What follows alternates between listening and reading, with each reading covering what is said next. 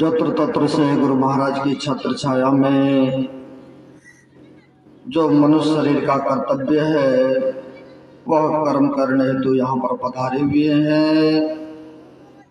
आइए जिन महापुरुषों के छत्र छाया में हम लोग आनंदित हो रहे हैं, गुरुदेव का एक बार बुलंद स्वर में जय घोष करके अपना रचना को पवित्र कर लें। महापुरुष कहते हैं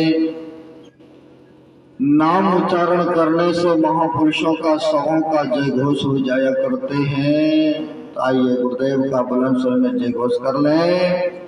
बोलिए प्रेम से श्री सद्गुरु महाराज की जय।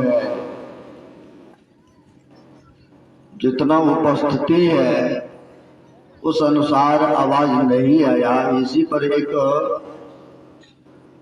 पंडित जी का कहानी याद आ गई, छोटी सी दृष्टांत मैं सुना रहा हूं।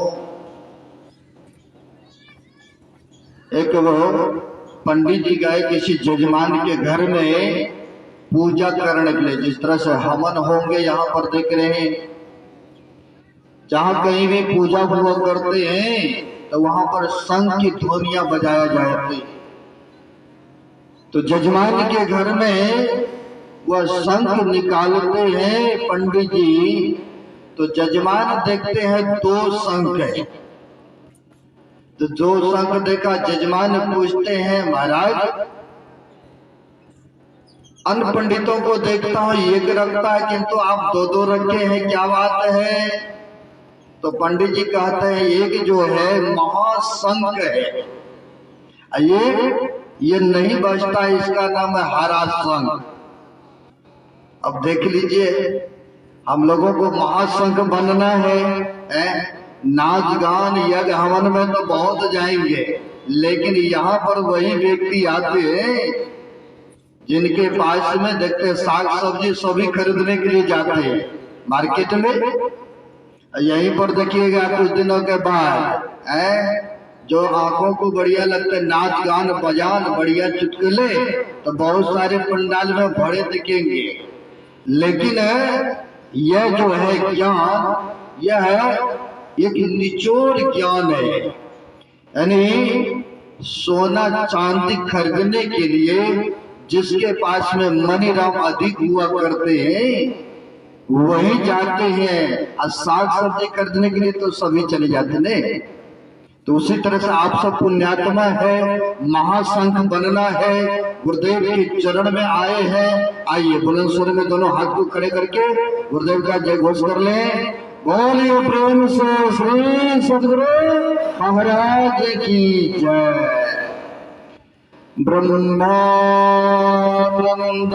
परम सुखदं केवलं ज्ञानमूर्तं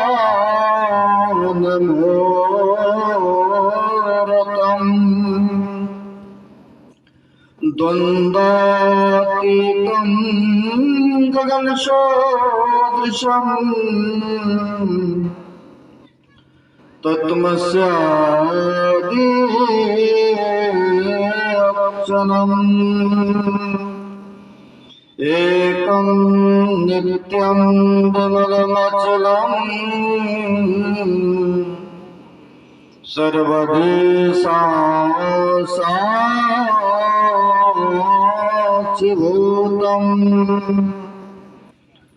भावातीतं त्रयगुणरहितं सद्गुरुं तं नमामि।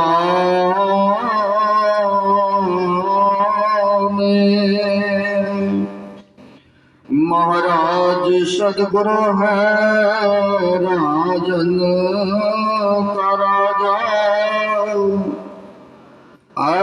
जिनकी कृपा से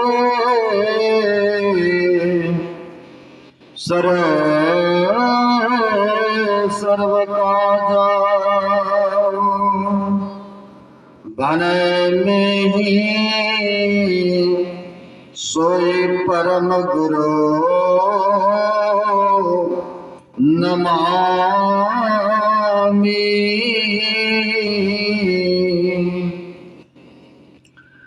नमामि नमामि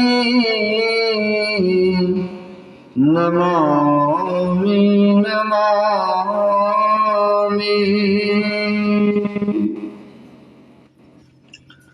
प्रातः स्मरणीय आनंद श्री घोषित परमाराध्य संत सद्गुरु महाराज के पाद पद्मों में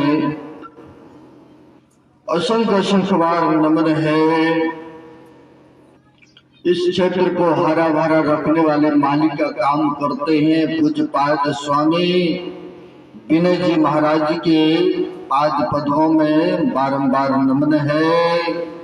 मंचस्थ कुछ गुरुजन आए हुए सदगुरु की सद्भक्तों सबों को नमन है।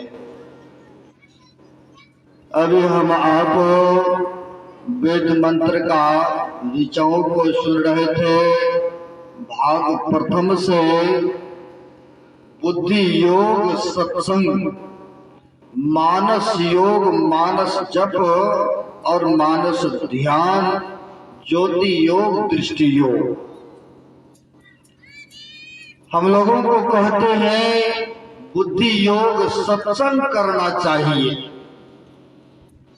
और सत्संग करते हैं तो क्या लाभ होते हैं, तो उसी को पुष्टिकरण भाग दूसरे में संत कबीर साहब की वाणी को सुनाया गया है।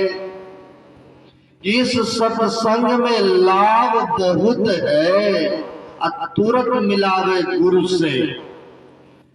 कहते हैं इस सत्संग में लाभ बहुत होता है, लेकिन हम लोग आए हैं यहाँ पर लाभ तो नहीं दिख रहा है। तो महापुरुष तो यूं ही तो नहीं कहेंगे कि लाभ ये बहुत है, लेकिन जो यहाँ आने से यह सब यज्ञों में से श्रेष्ठ बताया गया है ज्ञान यज्ञ। आप पढ़िए सत्संग योग को, सबसे श्रेष्ठ बताए गए हैं ज्ञान यज्ञ है। इस ज्ञान यज्ञ में आकर के आप सब सम्मिलित हुए हैं और महापुरुष के वाणी को भी सुन रहे थे कि सत्संग में लाभ बहुत है। कहते लाभ बहुत है, तो कैसे लाभ है, क्या लाभ है? तो बड़ा अच्छा महापुरुषों ने कहा है कि सत्संग में लागी रहो रे भाई, तेरी बिगड़ी बात बन जाए।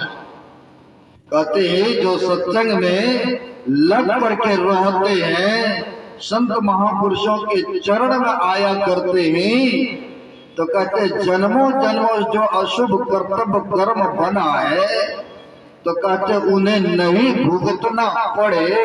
तो इसके लिए कहते हैं सत्संग में लगे रहो और संत महापुरुष के शरण में जाओ। और यही बात को पुष्टिकरण गुरु महाराज जी में करते हैं। तो कहने को कृपा किए नित्य प्रति सत्संग कर ले प्यारा, तेरा कार्य सरे सारा। कहते हैं नित्य प्रति सत्संग हम लोगों को करने से जो कार्य है, कहते सारा सुलभ हो जाएंगे। इसलिए यह सत्संग को बहुत बड़ा महत्व बताते हैं, बहुत बड़ा लाभ होते हैं। और वे महापुरुषों ने कहा, कहते बड़े भाग पाइए सत्संगा, अब बिना ही प्रयास होई भोभंगा। कहते हैं जिनको जीवन में सत्संग मिल जाते हैं, तो कहते हैं भाव का अंत हो जाते। ये रामायण की बातें हैं। तो कहते बड़े भाग पाइए सत्संगा। और इसी को गुरु महाराज ने भी बड़ा अच्छा शब्दों में कहने को कृपा की है। कहते हैं जीवन ये जो हम लोग लेते हैं श्वास और छोड़ते हैं, तो गुरु महाराज ने बताया कि सत्संग मेरा श्वास है। अब देखिए इतने पहुंचे हुए संत महापुरुष, उन्होंने कहा सत्संग मेरा श्वास है। अगर श्वास हम लोग नहीं लेंगे, क्या जीवित रह सकते हैं? क्या संसार के कामों को कर सकते हैं? क्या कुछ नहीं कर सकते हैं। इसलिए गुरुदेव कहते हैं सत्संग मेरा श्वास है। कितना बड़ा महत्व बताते हैं। इसलिए सत्संग का बहुत बड़ा लाभ बताया है। और भी कहते हैं ताते स्वर्ग अपवर्ग सुख धरिए तुला एक अंग अतुल नताई सकल मिले जो सुख लब सत्संग। कहते हैं यह सत्संग में आने का बहुत बड़ा महत्व है, बहुत बड़ा लाभ है। कहते दैहिक दैविक भौतिक कष्टों का निवारण इसी में आने से हुआ करते। और हम लोग सुन रहे थे गुरुदेव के वाणी को पढ़ते हैं। ये जो अभी हम लोग सत्संग में आए हैं यहाँ से जीने की प्रक्रिया बताई जाती है कि हम लोगों को संसार में किस तरह से जीवन यापन करना चाहिए, किस तरह का संगति करना चाहिए, क्या खाना चाहिए, सारे चीजों की जानकारियां यह सत्संग में मिलते हैं। सत्संग में आते हैं तो कहते हैं उनको सत्य असत्य का बोध हो जाया करते, ज्ञान हो जाया करते हैं। तो इसलिए कहते यह सबसे बड़ा यज्ञ ज्ञान यज्ञ है। इसमें जो आते हैं उन्हें जीने की प्रक्रिया सिखाई जाती है। इसलिए कहते हैं यह बाहरी सत्संग है। यह बाहरी सत्संग में हम लोग जब आते हैं संतों की सानिध्य करते हैं तो जीने की कलाएं बताई जाती हैं कि हम लोगों को किस तरह से जीना चाहिए। सत्य सत्य का ज्ञान होते हैं, पाप पुण्य का ज्ञान हो जाया करते हैं। कहाँ जाने तो संतों के चरण में जाने। इसी को गुरु महाराज ने 2 भागों में सत्संग को विभाजन किए हैं। धर्म कथा बाहर सत्संगा अंतर सत्संग ध्यान अभंगा। कहते हैं ये जो बाहर में सत्संग हम लोग सुन रहे हैं इसको श्रवण ज्ञान को होते ही। तो कहते हैं इसकी भी आवश्यकता है, इसकी भी जरूरत है। जब यहाँ पर आते हैं तो हम लोगों को सत्य सत्य का ज्ञान होता है। तो कहते बाहरी भी सत्संग चाहिए। तो फिर कहते हैं आंतरिक सत्संग अंतर सत्संग ध्यान अभंगा। जो संतों से महापुरुषों से युक्ति ले लेते हैं। अब युक्ति के द्वारा जब जो सुन रहे थे मानस योग मानस जप, जो मनोयोग पूर्वक गुरुदेव के बताए अनुकूल प्राणी व्यक्ति चलते हैं तो कहते हैं फिर आंतरिक सत्संग करना वह व्यक्ति प्रारंभ कर देते हैं। तो कहते हैं बुद्धि योग सत्संग मानस योग मानस जप। जो आंतरिक भजन आंतरिक सत्संग करते हैं तो फिर कहते हैं आंतरिक सत्संग हो रहा है तो उसके लिए क्या करना होता है। तो मानस योग यानी मन उच्चारण करना होता है। जो हम लोगों को गुरुदेव ने 3 तरह से बताए हैं जप करने की प्रक्रिया। लेकिन सबसे विशेष लाभदायक जो मानस जप करते हैं तो कहते करना भी किस तरह से चाहिए। तो गुरु महाराज ने पदावली में बड़ा अच्छा शब्द में कहने की कृपा की है। धर गर्दन मस्तक सीध साग आसन आसन है। अब जो इस तरह से श्रद्धा और प्रेम के साथ जपते हैं और फिर इष्ट का ध्यान करते हैं तो कहते इसी के द्वारा इसी के जरिया से आपके अंतःकरण पवित्र होंगे और इसी के द्वारा पाप ताप से रहित भी होंगे। तो कहते हैं कि प्रेम नेम सो करत करत मन शुद्ध हो। तो कहते कोई ऐसा तीर्थ नहीं बना है, त्रिवेणी संगम बना है, जाके देखिए लोग बहुत स्नान करते हैं ताकि पाप से मुक्ति मिल जाएंगे।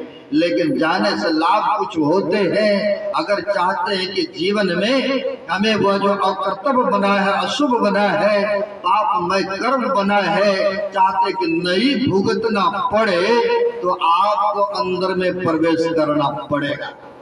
आपको अंदर में गोता लगाना होगा, तभी हम आप उन अकर्तव्य कर्मों को भोगने से बच सकते हैं। तो कहा अंतःकरण को पवित्र करने के लिए तो क्या करना है। तो प्रेम नेम सो जपत जपत मन शुद्ध हो। जो गुरुदेव का मंत्र मिला है, जो मनोयोग पूर्वक जपते हैं मानस जप करते हैं, मानस ध्यान करते हैं, इसी के माध्यम से, इसी के द्वारा आपके अंतःकरण पवित्र होंगे। अन्यथा कहते हैं कि यहाँ वहां चले जाएं, लेकिन जाने से कुछ तो लाभ होंगे, लेकिन जब तक सच्चे सद्गुरु नहीं मिलेंगे, जो विशेष लाभ होना चाहिए नहीं मिल पाते। महापुरुषों ने कहा है, तीरथ गए तो एक फल, संत मिले फल चार, और सदगुरु मिले अनंत फल, और कहे कबीर विचार। कहते हैं जीवन में अगर सच्चा सदगुरु मिल जाए तो कहते हैं अनेक फल मिलते हैं। अंतःकरण को पवित्र करने की संतों के पास में युक्ति हुआ करते हैं, और जो उनके अनुसार चलते हैं तो कहते हैं आपके अंतःकरण स्वतः निर्मल हो जाएंगे, पवित्र हो जाएंगे। तो इसके लिए आपको बाहरी सत्संग भी करना है। जो सुन रहे थे धर्म कथा, बाहर सत्संगा, अंतर सत्संग ध्यान अभंगा, यानी बाहर के भी सत्संग चाहिए, और संतों से युक्ति जान करके आंतरिक सत्संग भी चाहिए। जो संतों से युक्ति जान करके आंतरिक करते हैं तो वह कहते हैं, चलते ने बाट नहीं पाई, अब बैठे ने रास्ता काटा। अब कहेंगे ये कैसी बात है, जो चल रहा उनको रास्ता ही नहीं मिला, अब बैठे ने रास्ता काटा। इसी को महापुरुष ने और भी कहा, है कुछ रहने कहने के बातें, अब बैठा रहा सकल पुनी चला क्यों नहीं जाते। कहते यह कुछ रहने कहने की बातें, यानी गुरुगम बातें हैं, जो संतों से युक्ति ले लेते हैं तो उनसे जान करके जब करते हैं, यही गुरुगम बात है, यही गुरुगम रहस्य है। जो संतों से युक्ति लेकर के करना प्रारंभ करते हैं तो कहते हैं उनको रास्ता मिल गए, बाट मिल गए, लेकिन चलते ने बाट नहीं पाई, अब बैठे ने रास्ता काटा। जो संतों से युक्ति लेकर के आंतरिक भजन करना प्रारंभ कर दिए तो कहते उनका तय हो रहा रास्ता, यानी वो आगे से आगे बढ़ रहे। और जो बाहर में लगे हैं उनको अभी तक रास्ता ही नहीं मिला। तो कहते हैं यह गुप्त अपने आप भी नहीं मिलेंगे, यह अपने आप ज्ञान भी नहीं होंगे, तो इसके लिए संतों के चरण में जाना होगा। कहते हैं यह गुप्त है, यह भेद गुप्त है, पाना किसी ग्रंथ से है, वो संभव समझ लो किसी संत से। कहते हैं यह भेद गुप्त है, पाना किसी ग्रंथ से, यानी किसी ग्रंथ से अपने आप बोध हो जाए संभवतः नहीं है। कहते हैं है संभव समझ लो किसी संत से, जो संतों ने किया है उनके पास जाएंगे, उनके चरण शरण में जाएंगे और उनसे युक्ति लेंगे तब करेंगे तो कहते हैं पा लेंगे। यो तो 18 पुराण है, 6 शास्त्र है, 4 वेद है। तो महापुरुष कहते हैं कोई विद्वान इनको कंठस्थ कर ले, ज्ञाता हो जाए, लेकिन जब तक संत सद्गुरु के चरण में नहीं जाएंगे, जब तक उनसे युक्ति लेकर के आंतरिक भजन नहीं करेंगे, तो बड़ा अच्छा शब्दों में महापुरुष ने कहने की कृपा किए है, कहने के लिए कुछ नहीं छोड़े हैं। कहा उन्होंने पढ़े 18 पुराण, सहो शास्त्र को जाने, वेद उपनिषद आदि अंत को जाना है, जाना है संत छोटा चौपाई को बनाना, जाना है द्रुपद राज भैरवी का गाना। इतना जो जाना है सब खाक धुल छाना है, जाना है सोई जो अपने आप को पहचाना है। कहते हैं इतने ज्ञाता हो जाए, लेकिन जब तक संत सद्गुरु के चरण में नहीं जाएंगे और उनसे ज्ञान युक्ति लेकर के आंतरिक भजन नहीं करेंगे, तो कहते हैं तब तक कल्याण नहीं हो सकता है। महापुरुष ने कहा इतना जो जाना, सब खाक धूल छाना है। अब क्या कहेंगे हैं? और हमारे गुरुदेव कहते हैं, चहु दिस वक्त देख फिरे, ध्यान बिना शांति नहीं आवे। कहते हैं इतने विद्वान हो गए, सारे शास्त्रों का ज्ञाता हो गए, लेकिन जो आंतरिक भजन नहीं किए, आंतरिक सत्संग नहीं किए, तो कहते हैं इससे कल्याण नहीं होने को है? तो कहते इतना जो जाना खाक धूल छाना है, जाना है सोई जो अपने आप को पहचाना है। हम क्या है कई तो पता ही नहीं है, कई तो कहते मैं ही हूँ। मैं कौन भाई, मेरा नाम फलाना, मैं ये हूँ। लेकिन नहीं, आप वस्त्र को धारण करने वाले हैं, वस्त्र नहीं है, वस्त्र को पहनने वाले होते हैं। यह अज्ञान है। यह अज्ञान लोग देखिए कहते हैं वही, और लेकिन जो संतों से जुड़ गए हैं, जो सत्संग में डेली आना जाना करते हैं, ध्यान सत्संग करते हैं नित्य प्रति, उनको तो ज्ञान है कि मैं नहीं, मैं रहने वाला शरीर में हूँ। लेकिन जो बाहरी उपासना में लगे हुए हैं, वह सर्वस्व इसी को समझते हैं। तो संतों के सानिध्य में जब तक नहीं आएंगे, तब तक असली का ज्ञान नहीं हो सकता है। तो सत्संग में आने से पहला कार्य है कि ये जो बाहरी सत्संग हो रहा है, यह भी कम महत्व नहीं है, यह भी बहुत बड़ा फल देते हैं। जो बहुत बड़ा कष्ट विपत्ति आने वाला है, अगर संतों के सानिध्य कर लेते हैं, संतों के सत्संग में आते हैं, तो कहते हैं कबीर दर्शन बड़े भाग्य सो पाए, जो होवे सूली सजाए, कांटों पे टल जाए। कहते संतों के शरण जो करते हैं तो बहुत बड़ा कष्ट आने वाला है, तो कहते कंडा चुभा करके मुक्त कर देते हैं। कब? तो इसी को पुष्टिकरण करते हैं बाबा नानक साहब कहते हैं, उन्होंने संत शरण जो जन पड़े सो जन उदृढ़ हार। यानी सत्संग में जो आते हैं, संतों के सानिध्य करते हैं, तो कहते हैं उन प्राणी का उद्धार सुनिश्चित ही है। किसी भी तरह के आपदाएं हैं, कष्ट है, तो कहते संतों के चरण शरण में जाने से सारे कठिनाइयों का हल भी हो जाया करते। कब? जब संतों के सच्चे सतगुरु के चरण शरण में आएंगे तब होगा।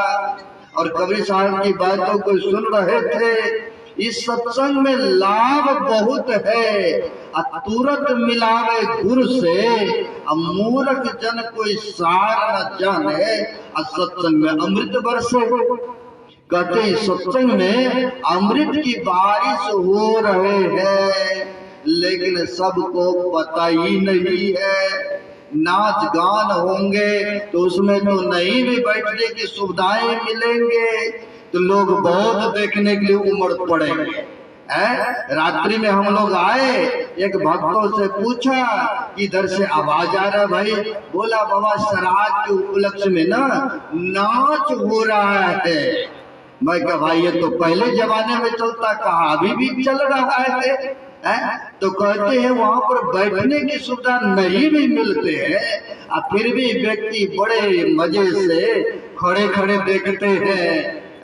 ये भी एक रूप विषय है, ये भी एक रूप विषय है। आँख को जो प्रिय लगते हैं, व्यक्ति उसी के पीछे फिदा होते हैं। शब्द विषय कहते एक एक रूप के कारण एक एक प्राणियों का हत्याएं हो रहा है। जहाँ नाच गान बजान होंगे वहाँ तो प्रत्येक आदमी खड़े खड़े भी देखते हैं आते, क्योंकि उनको रूप विषय उनको पता ही नहीं है कि हमें यह विषय कहाँ ले जा करके फंसा रहा है, किधर संसार में अटका रहा है।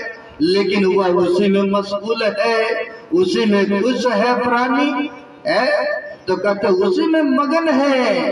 लेकिन जो यहाँ पर व्यवस्थाएं है, बैठने की व्यवस्थाएं है, ऊपर से छांव की व्यवस्थाएं है, ताकि धूप न लगे, तो सारे प्रबंध करने के उपरांत ये सब प्राणी इस सत्संग में भाग नहीं लिया करते हैं।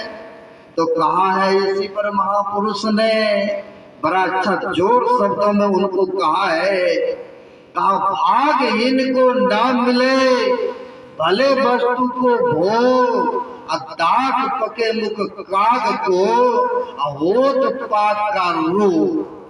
अब क्या कहेंगे देख लीजिए, महापुरुष ने बड़ा जोर शब्दों में फटकार देते हैं, कहते भागहीन को सत्संग नहीं मिलता है, सबको नसीब में नहीं हुआ करते हैं संतों के चरण में आना, सत्संग में बैठना है। इसी को रवैन में गोस्वामी जी महाराज कहते हैं, उन्होंने भी नहीं छोड़ा तो कहते पूर्व जन्म के पाप से हरि चर्चा नहीं सुहाए, जैसे जोर के ताप से भोजन के रुचि जाए।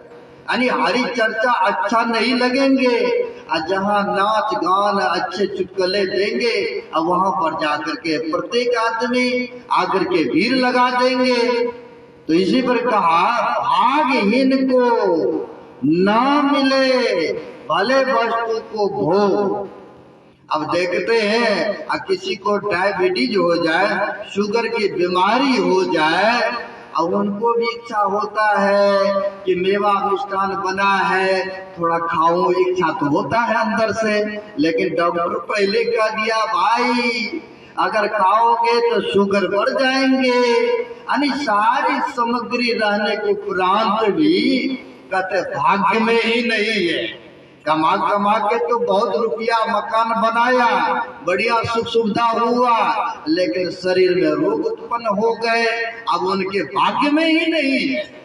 तो कहते भाग्यहीन को ना मिले भले वस्तु को भोग, कहते वस्तु शरीर पदार्थ है लेकिन भाग्य में नहीं है भोगने का। तो कहते हैं दांत पके मुख काग को होठ पाक का रूप। कहते एक काग पक्षी हुआ करते हैं कश्मीर में, देखते हैं कि इतना सुंदर इस वृक्ष में फूल लगा है तो फल कितना सुंदर होंगे। तो काग पक्षी देख देख करके रहते हैं कि फल लगेंगे तो फल लगेंगे, पकेंगे तो खाएंगे, आनंदित तो होंगे, लेकिन देखते रहते हैं, समय का प्रतीक्षा करते रहते हैं। तो होता क्या है, फूल से फल भी होता है, समय आने पर सोचते चलिए फल अभी कच्चा है, थोड़ा पक जाए तो फिर भोग लगाएंगे, भोग लगाएंगे।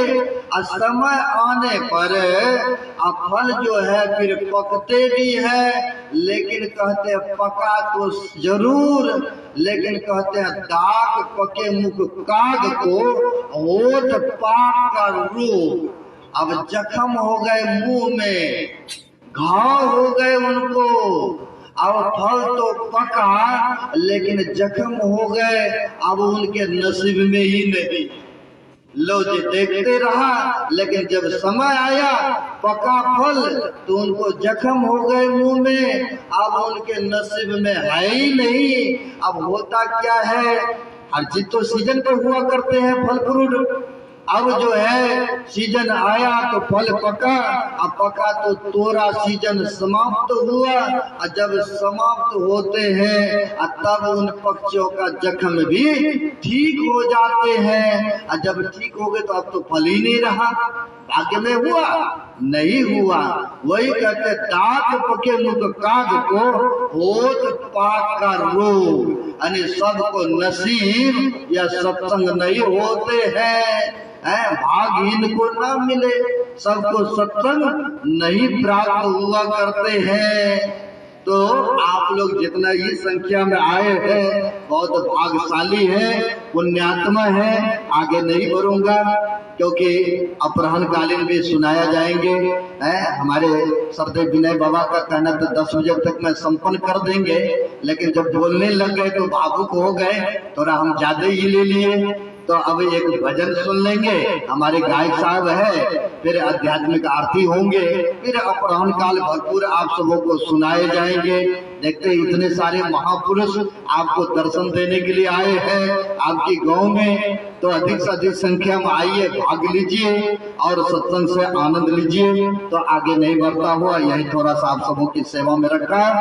बोलिए प्रेम से श्री सद्गुरु महाराज की जय।